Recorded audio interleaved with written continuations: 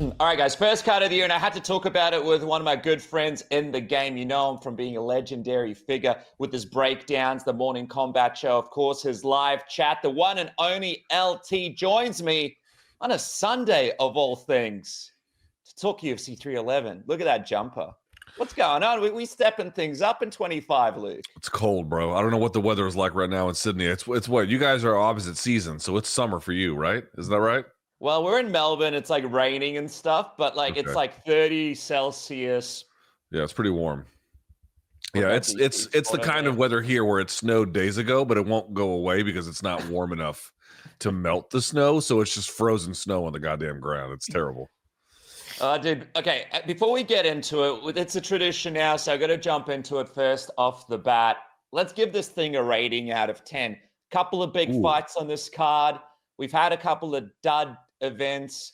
How do you rate this first pay-per-view of the year, UFC 311, out of 10? This is a good one. This is a very good one. Now, when I say that, that is not me exactly saying that the fights will work out in a way that I can guarantee you with a strong degree of confidence that when you spend the money, you're going to get the kind of action that you want in all the ways that you might expect. Like sometimes when we rate cards, people think that what we're rating is its capacity to satisfy some of those needs. That's actually not the way I do it. The way I try to do it is who's an action fighter, and yes, there's some kind of assessment of like what that might lead to as a fight, but more is the UFC stacking up bouts of consequence? Is the UFC putting together the right kinds of matchups for divisions?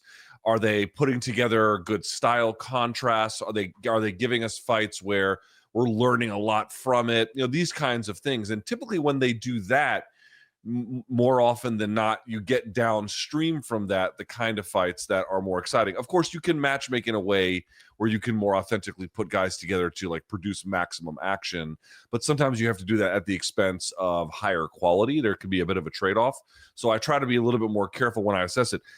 All of that is to say, this one's a 9 for me. This is a great card. Wow, a I mean, 9. This is the first 9 we've had. yeah, look, we should be honest about this. For me, this is like a personal rule.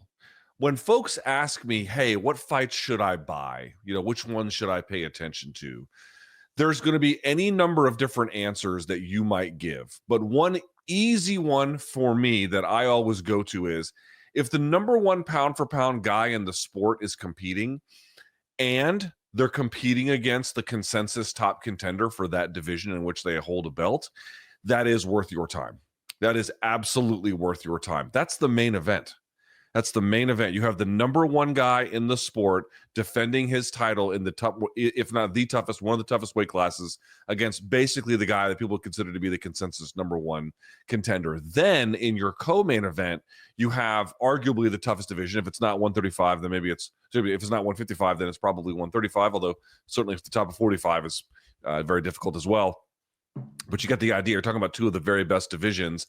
That champion is defending against largely the number one contender, but certainly a guy that most people consider to be a very worthy adversary. Then down the line, you have other fights to make, and some are a little bit more on the quirky side. You have Renier de Ritter taking on Kevin Holland. But the point I'm trying to make is they've got a ton of quality on there. They've got a ton of like sort of fun fights, the ones that I referenced before, which sometimes don't always work out. But again, that's part of the calculation.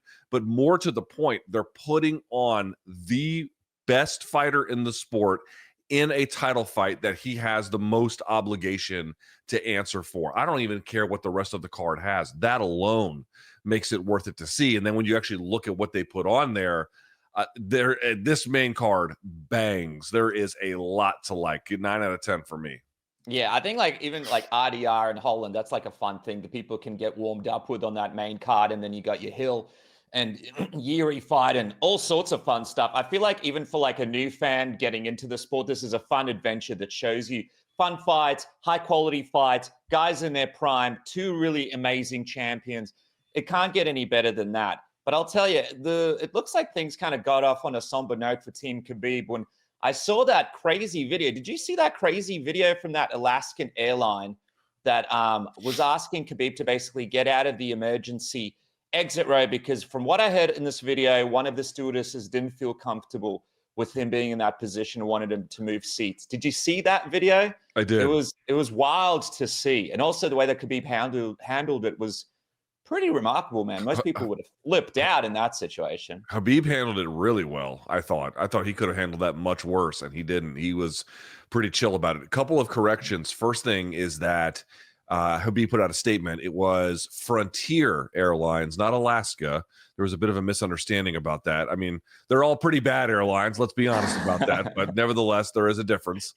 And then the other part is, it's kind of funny. It was an exit row. Have you ever sat in an exit row before? But man, I make my life out of sitting in exit rows. All right. That's my life. I am 6'4", more than 270 pounds. Like, if there is an open seat in the exit row, that's like the first one I'm going for. And if you have ever sat there, I'm going to say this. Here is what I hope is the best case scenario for the Alaska Airlines employee, which I'm going to be clear, even then is not exonerating, but this is the best I can hope for them. This is like the most charitable interpretation. What they do is they go down. If you've ever sat in the exit row, you'll know this. They'll go down the line and they'll ask you, do you have a problem in the event of an emergency, in assisting with opening the door and then helping people get out of the airplane? And you can't just nod or give them a thumbs up or say, sure. They literally make you say the word yes. And again, not even like, okay, or I'm down with it, or you can count on me. No. You actually have to say the word yes. My only hope for this Alaska Airlines team, employee, whoever, is that they just didn't hear him say that, or he didn't say it because he didn't think he actually had to say the word yes. And they, they're just so used to all of the cunts who ride airlines being shitty to them, and they didn't want to deal with it. You know what I mean? Like, if you can't comply with saying the word yes off the word go, then they're gonna get rid of you. That's the very best case scenario. But like, the reality is obvious. You want Khabib in that seat. Removing him is a complete, totally unnecessary, totally ridiculous. And notice what I said before. I was giving you like the most charitable interpretation. That is not the likeliest interpretation. Something else probably is the likeliest interpretation. And to the point you made before, Khabib took it in stride. I'm glad he was able to be sober and calm about the whole thing. Dude, it's unbelievable. So Frontier Airlines. Okay. Yeah. Someone's got to do something about these guys. It's out of control. I don't know if that was you or me. We would not be happy about it. Yeah, I'm not getting off your fucking airplane. I'm not getting off. Well, I hate getting on the plane. I'm not getting off that. Like, first things first, I mean, I recognize that budget airlines serve a valuable role in the economy, but whenever you see people fist fighting at an airport, it's usually not in line for first class international travel. You know what I'm saying? It's usually for they're fighting outside of a Southwest terminal or Frontier or Alaska or whatever. You just get they don't treat you nice on those trips. Let's put it that way. And so it's like, Khabib, why are you riding Frontier, my guy? Just buy the fucking airline. Like, what are you waiting on here? There'd be a conversation with him and his team about how did we end up sitting here. It's like, dude, oh man, all right, business. Someone's got to never again. No Frontier for me either. These guys are ridiculous. Let's talk about the fight though, man. Islam Makhachev versus Arman, number 2. It's great. It's one of those situations where we've really seen both guys grow since that first fight. There's a lot of questions that still need to be answered. And man, Arman is looking crazy ahead of this rematch. Like, physically, you could make the argument that, this is the best he's definitely looked. But from a perspective of him sort of correcting some of the things that went wrong in that first fight and sort of capitalizing in this one, what does Arman have to do right off the bat to be able to beat one of the best guys to ever do it in the division in Islam? Man, this is a tough matchup for Arman. It's kind of funny. I went back and I watched the first fight in preparation for fight week, and 2 things stood out to me about it. One, even in that fight, Saryukian was jacked, but like, he's clearly added even more muscle to the point where now I'm like, he's 27, but is this guy going to be a lightweight when he's 32? I don't know if he's actually going to be able to make it. Like, he has added significant bulk to his frame. It's kind of interesting. And the second conclusion I had was that if today's Arman Tsarukyan fought that version from 2019 of Islam Makhachev, there's really absolutely no doubt in my mind that Arman Tsarukyan wins that one. I think he wins that one walking away, to be perfectly honest with you. But the reality is, as good as Tsarukyan has gotten, you know, and he fought him 6 years ago when he was, what, 22, 21, whatever it was at that time? Because I think Tsarukyan is, what, 27, 28? How old is Tsarukyan? Let's have a look. I want double check that for me, please, because I want to make sure my math is not completely. He's 28.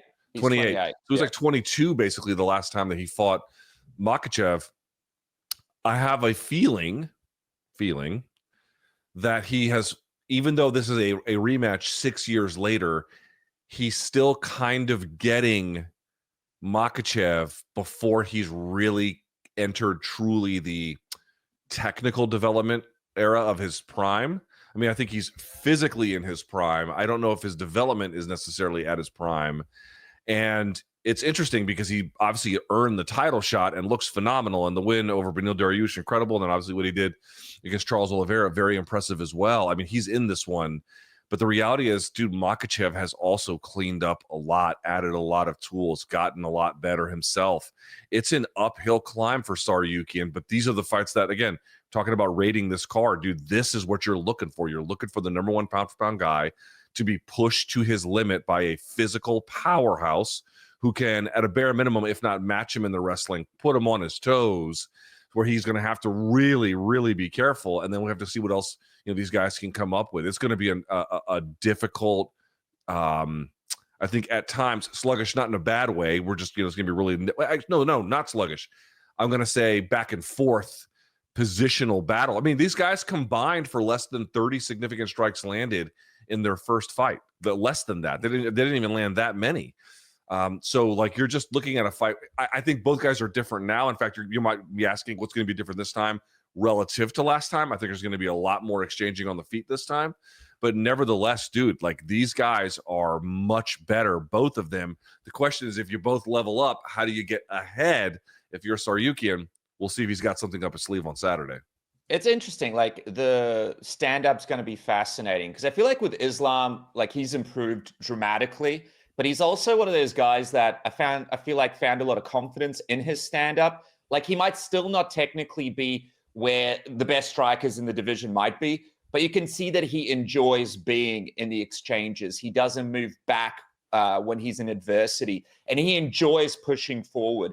How do you think the striking matches up now with both guys where they are? Obviously, Arman himself, we saw in the Beneil fight, he's a very, very dangerous guy. He is powerful as well. I feel like, you know, it's kind of funny. Islam doesn't have this overwhelming, terrifying portion of his skill set that like Khabib had. And I know that sometimes the comparisons with Khabib are tired, but they are relevant. He doesn't have that. But what he really does have is an ability to play the levels. You know, obviously, I think it would be fair to say he's better on the ground than he is standing. But to your point, he's pretty good standing. And because he's good on the ground, it neutralizes a lot of what other opponents can do, like Dustin Poirier, who has to worry about the takedown.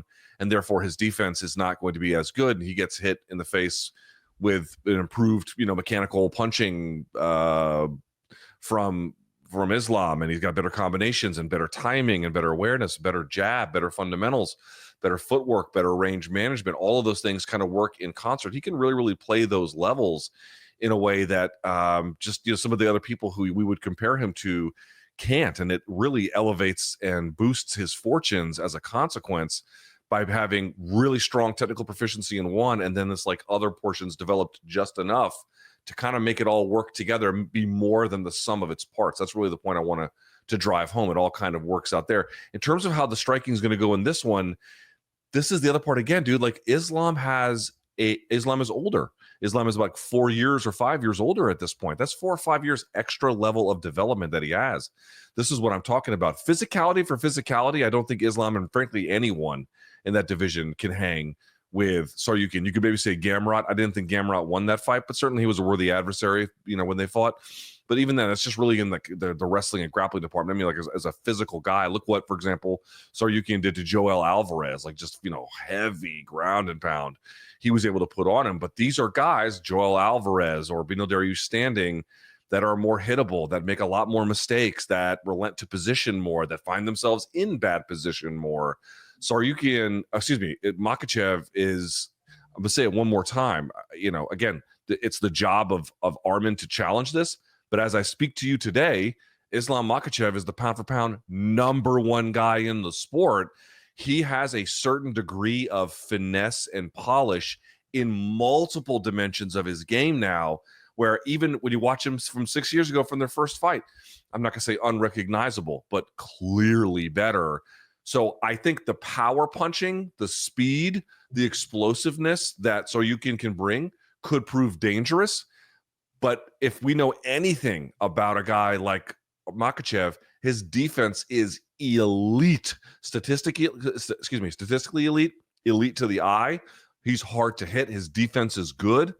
This is what I mean. Like, I love Arman Tsarukyan's game, but he is up against it again with a guy like Islam at this point in his career.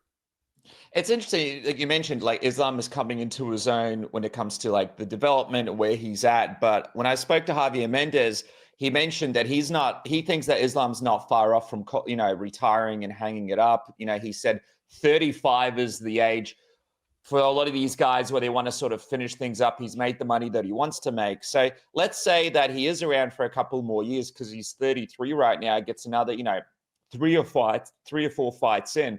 What kind of legacy does that make for Islam? Let's say he's able to retain. Does that make him the clear consensus greatest of all time when it comes to lightweight? Can he take Khabib's mantle, in your opinion, in that case? Yes, he can become the best lightweight of all time. I think that is very much something on the table, not just with a win over Tsarukyan on Saturday. I think a little bit more would have to go into it. He would have the record, I think, for most lightweight title fight wins if he wins on Saturday. So you might be inclined to say, oh, you can give it to him then. But like, I think you might need a little bit more due to strength of schedule. What I will say is he can't be what Khabib was, which is, again, Khabib wasn't just a terrifying force in the grappling in a way that Islam wasn't. Khabib was the face of change. He was there were other guys obviously before him, but he was kind of the tip of the spear for a lot of people, and like what he brought from like this Dagestani wrestlers coming over and just dominating. He was really the guy that like set the blueprint for that and did it with, perfection, quite literally perfection. Obviously Makhachev has had an issue earlier in his career getting stopped, and that will limit him a little bit to a degree as well. But he can't be what Khabib is to MMA and to many fans and to the lightweight division as like this force of change and like somebody who was really memorable and important for how like literally like MMA got different after they got there. It's not really an exaggeration. So he cannot be that, right?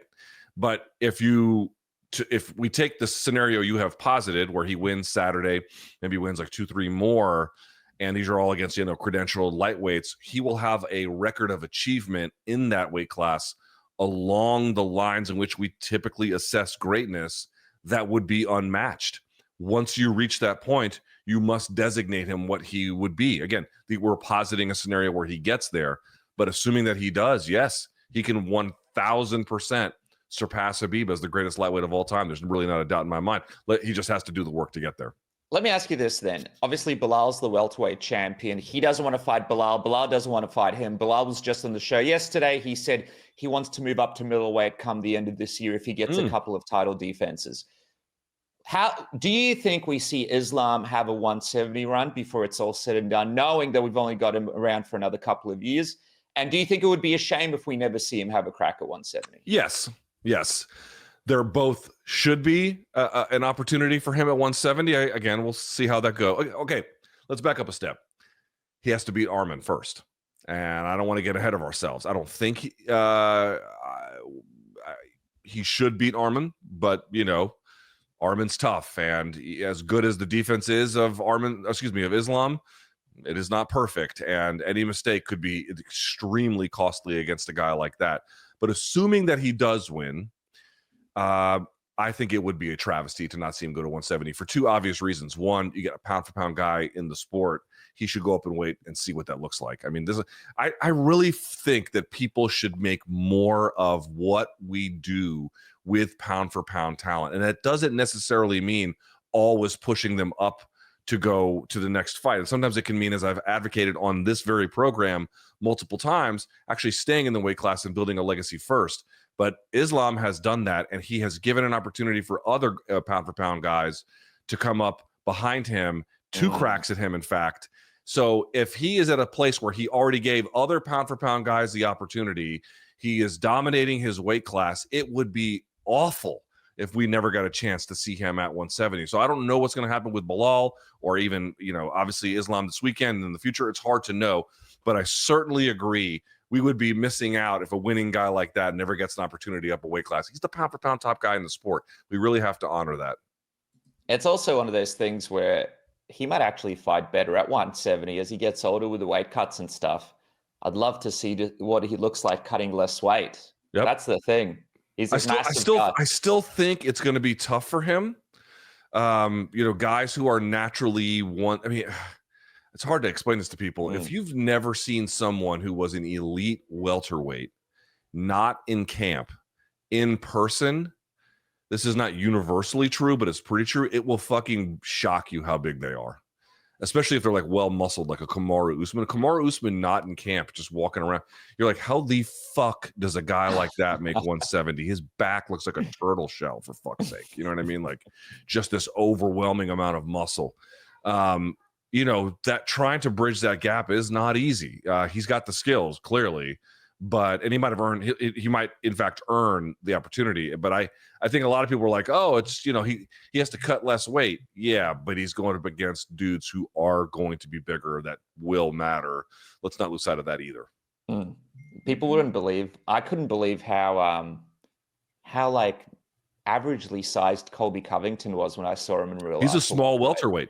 I was like, holy crap, because people don't realize the stuff that he does in that octagon for his size, it's pretty crazy. Anyway, let's move on to Umar and Merab, man. I want to know, what's your take on this whole arm injury and him taking the fight, despite the fact that apparently he had a significant one going into Merab? Do you think for a guy like Umar, the reps that you need him making, your grappling and your striking, matter as much at this point in his career? And do you think it's going to be an issue? Because there is a real possibility that this fight with Merab drags out over 5 rounds, goes into every spot in the game, and he may need every sort of part of his game to win this, depending on what happens. Merab is no pushover.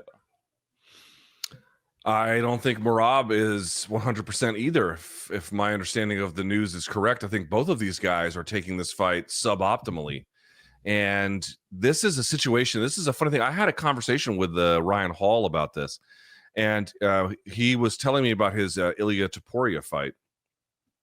And what he was saying was he did not, I want to be very clear, he did not make one of these excuses like, oh, if it wasn't for this, I would have won. He even told me, he was like, it probably wasn't going to be my night. However, things went from bad to worse. And apparently in the first 30 seconds of that fight, just by total accident, his thumb underneath the skin obviously tore off the hand. And he couldn't close his hand and do shit with it anymore. And I think it was his power hand on top of that. And he was making a point, like he's had a couple of fights. Sometimes he won, sometimes he lost. Obviously, that one he lost, but that he would have injuries like within the first minute. You just couldn't believe, and these were bad ones. And sometimes you have to find a way to persevere and whatnot. So the point I'm trying to make is, you're asking about guys going in there with injuries. His point to me was how fluky sometimes results can be. Not for the Topuria fight, but guys, all of a sudden, you think you're going in there with one scenario, and then in an instant, it's all different, and you simply have to find a way to win.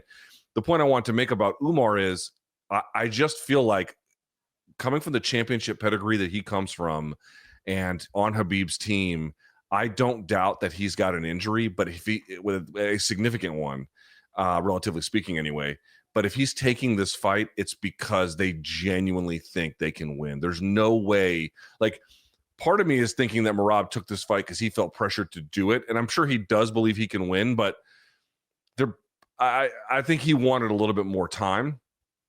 Umar, I think, is taking this fight also because they pressured him to take it, but also because they think even hobbled, that won't be enough to stop him. Even with whatever they have, he can still find a way to get it done. And the team that he comes from and the work ethic that they have, and frankly, the championship mindset of like the only acceptable outcome is victory.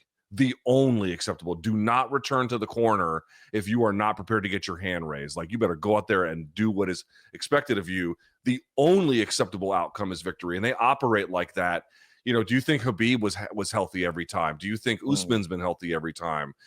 Certainly not. Makhachev, do you think he's been healthy every time? No chance. These guys have gone in there with bad weight cuts, bad injuries, you name it, and they just have championship fucking mindsets in ways that it's, you know, it sounds so silly, but when you come from a lineage of excellence among excellent achievers, there is something to that. So between them accepting it and then just who they are, it's not like I want to dismiss what that could mean. It potentially could play a pivotal role, but they're betting that it won't. And I tend to think that the Nurmagomedovs betting on themselves is usually a very winning formula. You know what I mean?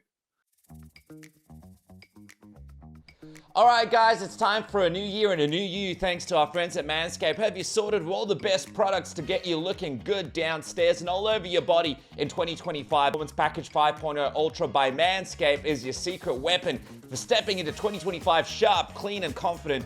Don't be the guy that rolls into January looking like you just emerged from hibernation.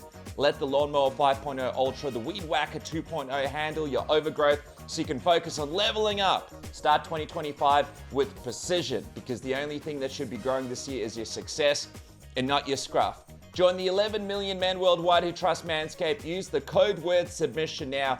Keep this show going. Get 20% off and free shipping today. Performance Package 5.0 Ultra is the all-in-one grooming kit. Of course, I mentioned it before, but I'll say it again. Lawnmower 5.0 Ultra is the best tool you could have. It also comes with the Weed Whacker 2.0 ear and nose hair trimmer, full aftercare, which helps you treat yourself right with the crop soother, and the crop preserver keeps you fresh and comfortable and confident, so you're always ready to move forward. And you get some free gift. Kick off the year with a bonus that elevates your routine, the Boxers 2.0, which I love to wear. They're one of the most comfortable boxers you can wear, and the Shed 2.0 toiletry bag, which I take with me everywhere I go.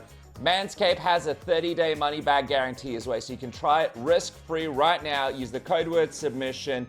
Go right now, 20% off and free shipping.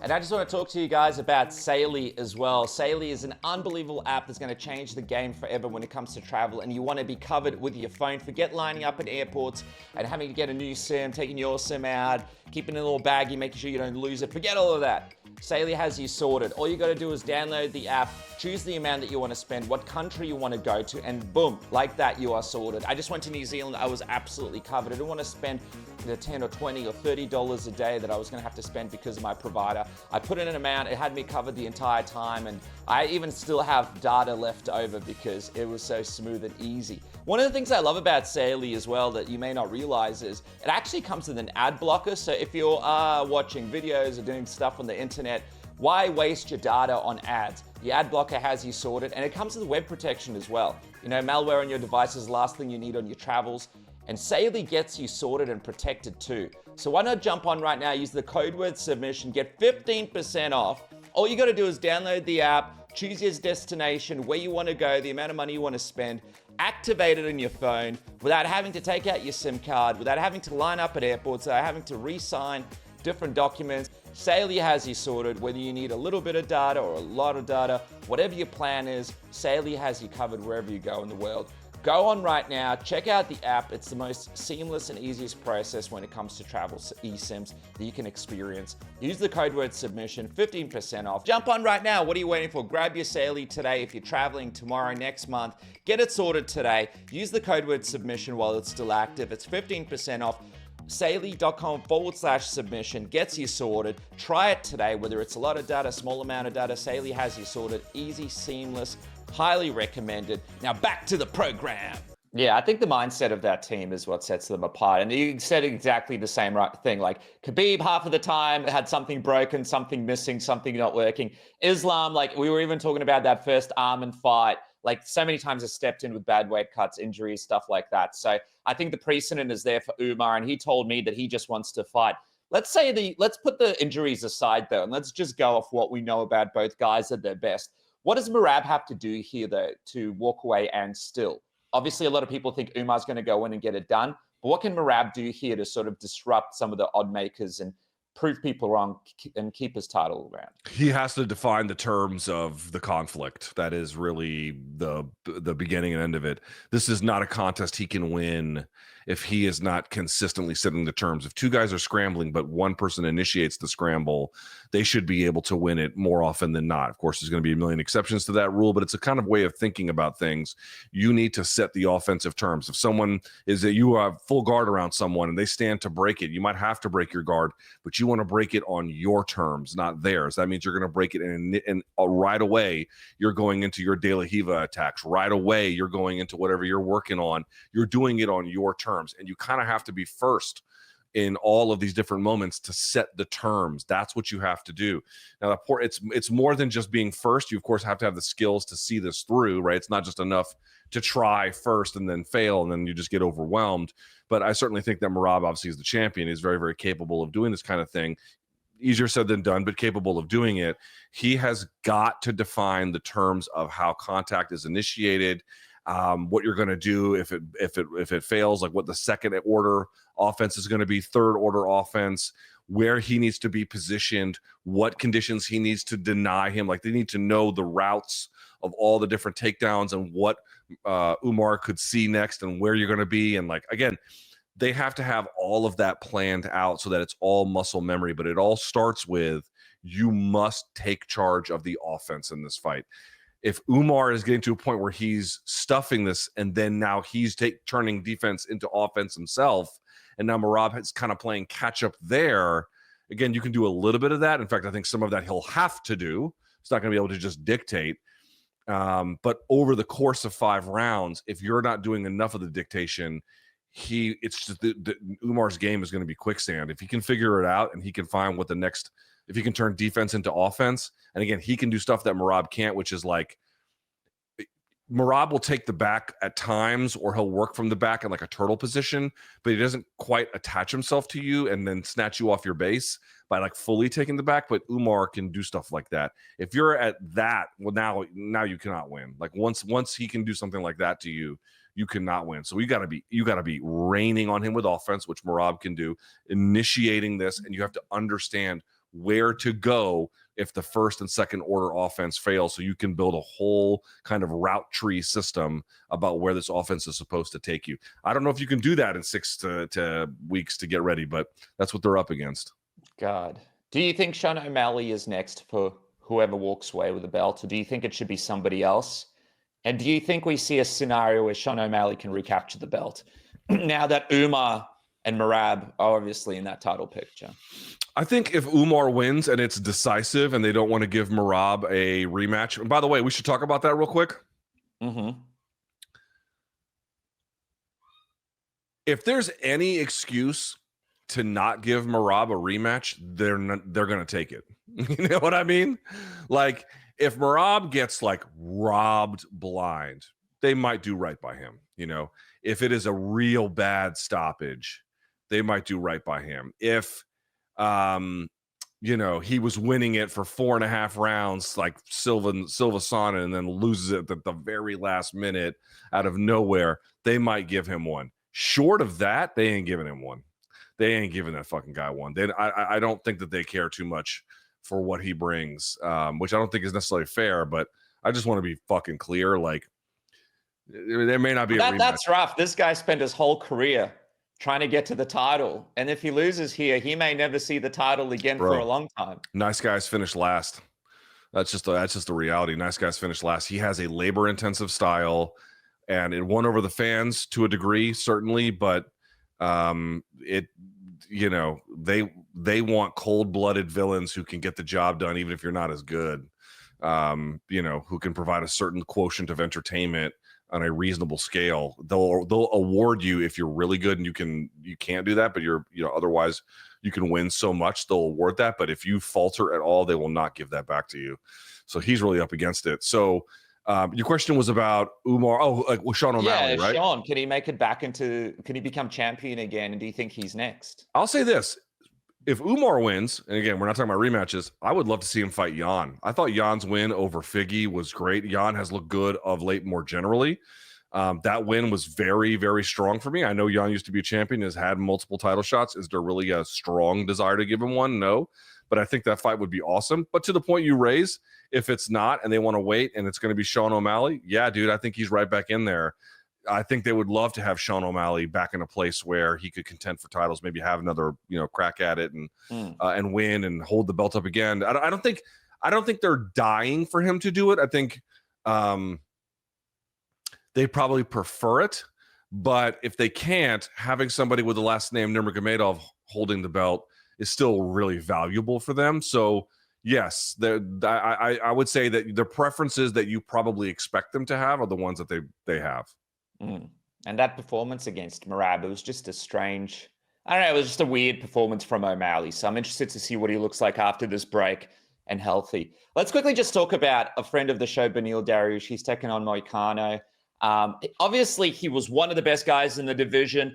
And then we've seen guys take damage in there, and it's hard to bounce back from it. You come back into the octagon too quickly, and it's when it comes to your head damage or other sort of damage that you take in that octagon, sometimes it takes some time for you to regain your confidence, find the right rhythm and training, or even be able to take the same shots. Here we've seen Beneil stay out of the octagon for a significant amount of time. Moicano, he's not an easy task.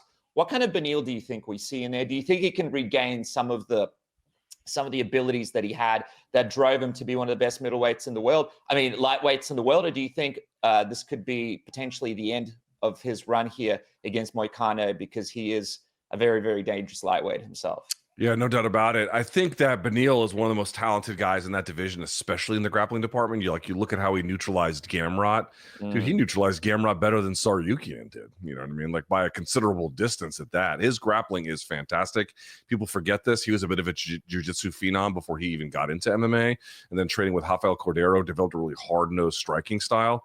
I have a ton of respect for the technicality that is a part of and really defines the nature of Beneil Dariush's game. But to the point you raised, 2 losses in a row, both of them first round stoppages, first against Charles Oliveira, and then right after that, Arman Saryukian. You are right that he took time off, but you'll recall he also got flatlined by Edson Barboza in one of the most vicious KOs, a flying knee that you'll ever see. It was horrible. He's had some other ones along the way too. The point I'm trying to make is he's older and he's taken a lot of damage. As good as he is, those people are vulnerable. It doesn't take much necessarily, especially relative to what it used to take, to get them rocked, and then they make mistakes, and now you can follow up, and then the whole thing just collapses in on them.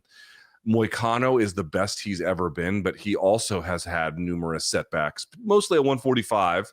Like he was beaten up on T-City and then just gets stopped at the last minute, and then Aldo and everything else.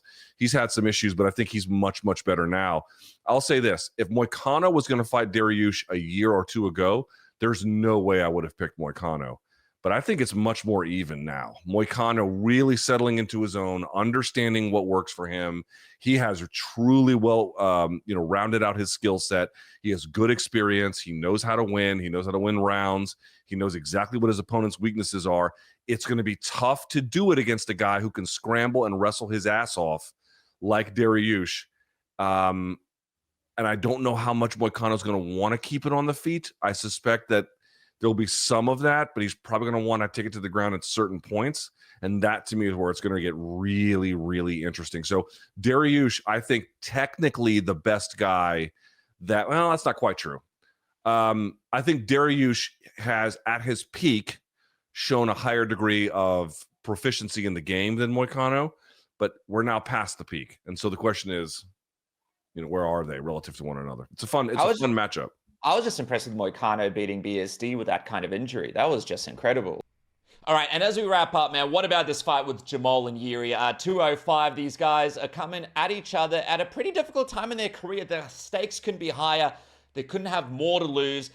Hill, he hasn't made many fans out there in the MMA community with that video with Alex Pereira where he was challenged and he sort of didn't fight him in the PI, and then he's been challenging people out there and giving him $20,000 to come in and fight him. And of course, Jiri, he did not look good in that last fight with Alex Pereira himself. What is the future for the winner here? And how bad is it for the loser here? Because the stakes couldn't be higher. I mean, Jiri didn't just look bad against Poatan. He looked terrible. He landed a total of 7 significant strikes in that fight. 7. You know what I mean? Like, we're just talking anemic beyond anemic. Here's the interesting part. Like, everyone loves it when, okay, fight fans love weirdo fighters.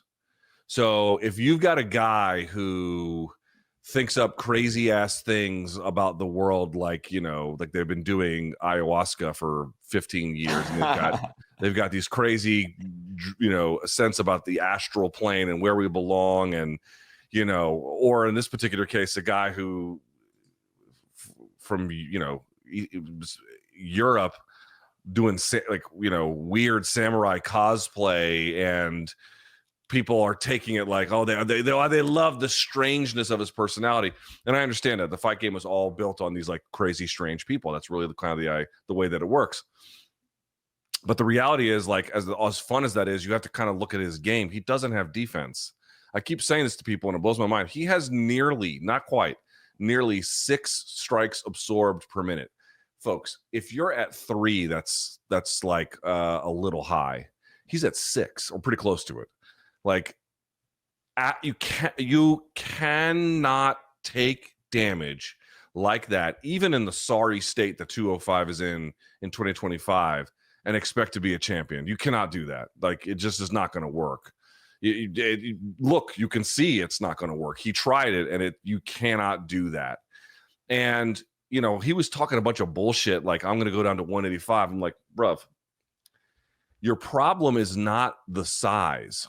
Your problem is the skills. He is athletic and he does have some skills. I want to be clear. I mean, I'm not saying he has nothing to go on, but what I am saying is he has had a bunch of problems that have been quite visible, especially, not exclusively, related to defense, that he has refused to address, and I think it has begun to catch up with him. His entire winning style is predicated on taking damage and then just overcoming it.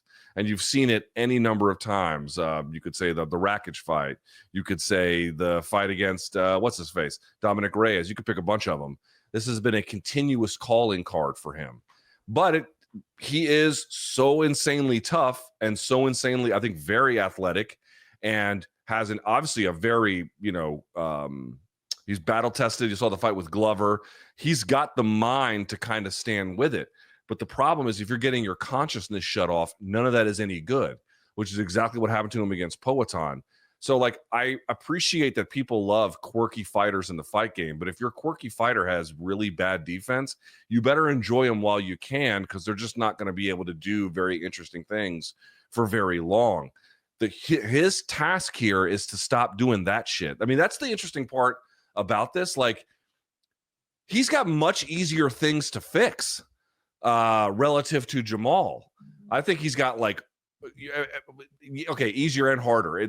Changing the way you fight in a deeply structural way is not easy. But in terms of just protecting himself and ways in which to do that, whether with range management or how he holds his hands or when he elects to go and when he elects to pull back, all of these things can be easily, relatively speaking, easily added to his game. They're going to pay huge dividends over time, because you have seen how tough he is. You have seen how much he can withstand. In the case of Jamal Hill, you mentioned that the fans have turned on him. I mean, I think he's like the only guy who's making 205 fight. Okay, not the only guy. Poatan is making interesting fights at 205. But absent Poatan, you know, who else is trying to get you invested, even if you can't stand the guy, in the fights at the division? It's fucking Jamal Hill by a million miles. So he's got issues too. He came back way too early from that Achilles injury, and he didn't look good against Poatan either, despite everything else he said after that. But I do think he is very talented. I do think he's got real ability. He's had some footwork issues. He's had some balance issues. But I don't think he ever really was ready to come back against Poatan. To the point you raised about the question, where they go from here, a loss would be devastating in either direction. Yes, both are former champions, but Hill is trying to get back to Poatan before Poatan bounces from the sport and or goes to heavyweight. You don't beat Jiri you forget about it. You're not going to get anything close to that. On the Jiri side, the fans really want this guy to turn it around. They really want this guy to be at the top of the division. And even if you beat Hill, I think Poatan's still a tough matchup for him. In fact, if you look at the first two fights, like Poatan got much better in the second fight relative to what Jiri. Like, there's a question about whether Jiri's skill set is actually in decline and not adding, which is, again, why him going to 185, I was like, dude, what the fuck are you talking about? It's the worst idea I've ever heard. That is absolutely not your problem here. But if he were to lose, this completely sets back what he's trying to do, and then he might do something drastic, like trying to go to 185, which is completely inadvisable. This is huge, huge stakes for who's going to get a title shot, who's going to be at the top of this division, how, to an extent, the fans will receive them, how the UFC might treat them. Big, big stakes involved at 205. I love this contest. You spoke about how 205 is a bit of a ghost town. What did you make of Robert Whittaker saying, hey, maybe my future lays at light heavyweight? I've spoken to Rob about this a number of times in the past. I personally think he should have had a crack at light heavyweight back when Jamal and Glover and those guys were champion. I thought that could have been a great move for him. Can you see a scenario where Robert Whittaker can go up to light heavyweight and have a successful run right now? For people that don't realize, even though he might not look massive when you see him on TV, he's actually an absolutely huge guy in real life. Like, he walks around at a high weight, big, and he's a thick dude. So he's got a lot of good skill set coming in as well. I think he can win big fights up there. I don't know if he can win a title up there. Now, that changes if Poatan leaves. We'll see. So I would be in favor of him trying it. I just would be... I'm not automatically convinced, he can win a title. That seems a little bit of a bridge too far. But, people get mad when I say this, and I don't really care because I know I'm right. If you looked at this 2025 now, but I made this point in 2024. If you looked at like the 10 years ago, the 2014, when in the UFC's light heavyweight division, you had Ryan Bader, you had Phil Davis, you had Moicano, you had Glover, you had DC, you had John Jones. Guys, I have terrible news for you. Poatan's not a champion in that era. He's not beating Anthony Johnson, and if he does, he for sure as shit is not beating Daniel Cormier. And I even if you want to say he beats Daniel Cormier, he's beating 2014 John Jones. Go fuck yourself. No, he's not. He's not winning that fight at all. He's not a champion in that era. This is, to the point you raised, Dennis, this is a decent time. Again, a couple of things have to go right, but this is a decent time to at least kick the tires on 205. It sure as hell wasn't 10 years ago. It's a lot better if you want to make a quick, immediate, potentially lasting splash. Yeah, go now, because I've not seen it quite this bad in some time. All right, man. Well, look, I can't wait to see what happens at the fights this weekend. As we wrap up, I know you do the live chat as the fights happen. What's coming up on Fight Week? You and BC, obviously, Morning Combat. And you also got some big news that you want to drop this year. When is that happening? Probably the end of the month or the beginning and middle of February. I'm not quite sure yet, but somewhere along that line. You're starting your own fight promotion. Yeah. LT Scraps. Yeah, no, not quite like that. But we got a lot of stuff planned. Obviously, as we record this, MK tomorrow. And then we'll have a fun announcement for that. And live chat on Thursdays. Tons of good stuff. And then, of course, post-fight show, watch along. I got you covered. That's it. And also one of the most comfortable T-shirts that I now own. Look at that. Jump on, get it. It's in the link description. LT, you're the man. Go enjoy your fancy 5-star dinner. That jumper deserves it. It's got a frozen pizza waiting for me, but I appreciate it. Thank you, my friend.